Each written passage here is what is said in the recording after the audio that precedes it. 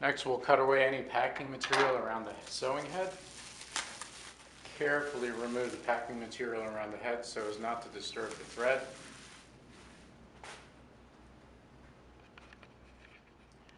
Remove the packing tape on the control panel side.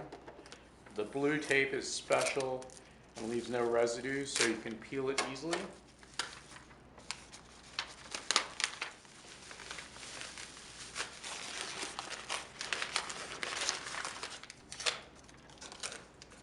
Next, before continuing, we want to remove the safety collars that hold the head in place for shipping purposes. So loosening this Phillips screw, slide this off of the support bar for the head on either side. Be sure to hold on to these safety shipping collars. If you need to ship your machine, you'll want to put these back in place to protect the sewing head. Next, we'll swing the control panel in place from its folded position. To do that, we have to remove a small screw here that holds it in its folded position. And also the holding screw right here that will hold it into the extended position. Remove that as well.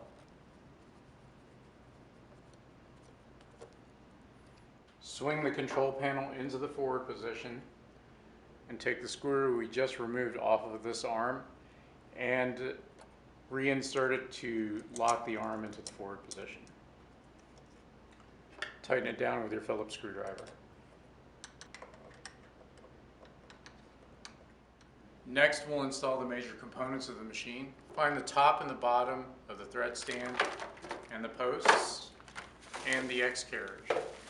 So unpackage these. Be sure you find 4 metal bearings for the thread posts and then the 2 posts themselves. Once unpacked, note that the thread posts have 2 securing screws at the top. They'll be used to secure the top of the thread stand to the posts. Note that the lower bearings have both a small and a large washer, as well as the weighted bearing. Again, there's 2 of them, 1 for each post, as well as 2 upper weighted collars. So here's the top of the thread stand or the thread tree. So take the thread base itself and put it into the slot at the top of the machine as a first step. Next, take the small washers and put them in the 2 holes where the thread posts will go. Take the thread posts themselves and thread the lower weighted collars onto the lower threaded section of the posts. Take a large washer and put it underneath that collar, and then go ahead and screw that onto where it screws directly into the casting. We'll do the same thing for the other posts.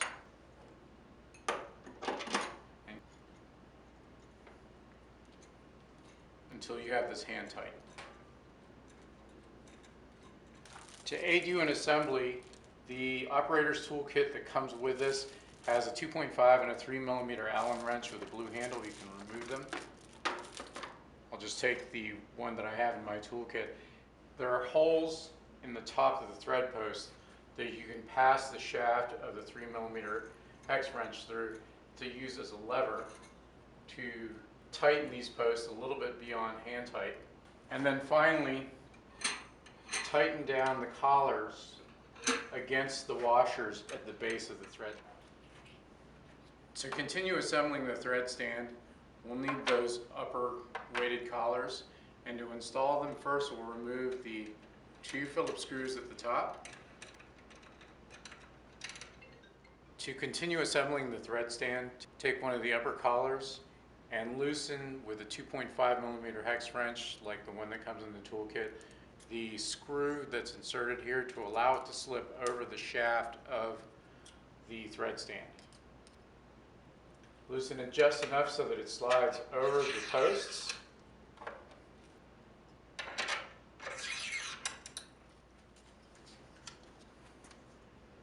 Now install the top of the thread stand over the posts.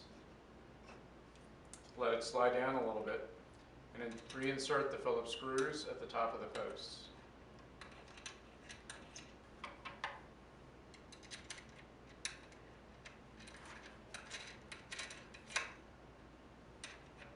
Phillips screws are a little bit wider than the post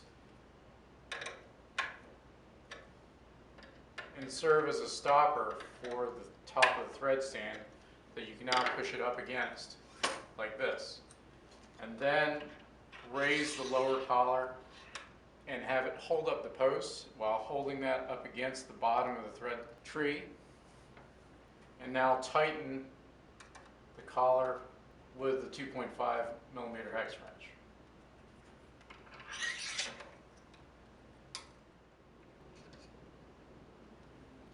Make sure you have your Phillips screws and your 2.5 millimeter screws as tight as you can reasonably get them to have the top of the thread stand nice and steady.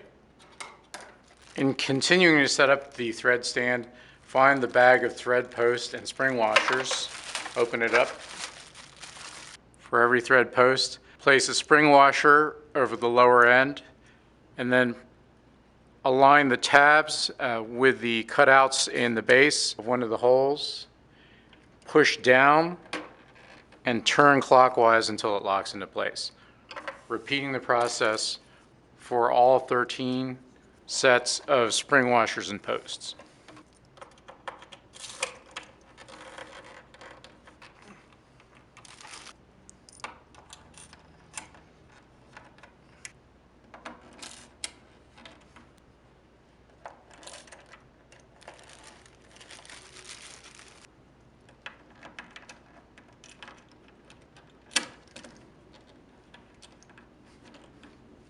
The final component of the thread stand setup is inserting the felt pads over each of the posts.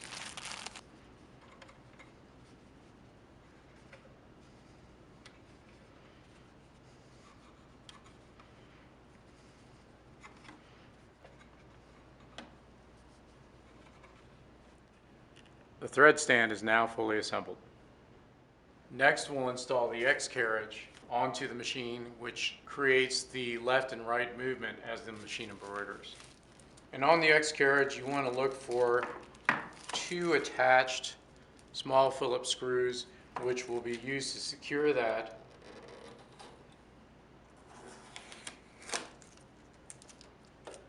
Which will be used to secure the X carriage to the base of the Y rail platform. Slide it a little bit forward of the body as we're going to install these screws from underneath through this platform and into the bottom of the X carriage.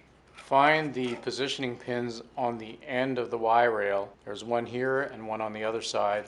These dark colored screw heads will align with 2 holes correspondingly located on the reverse side, one here and one here.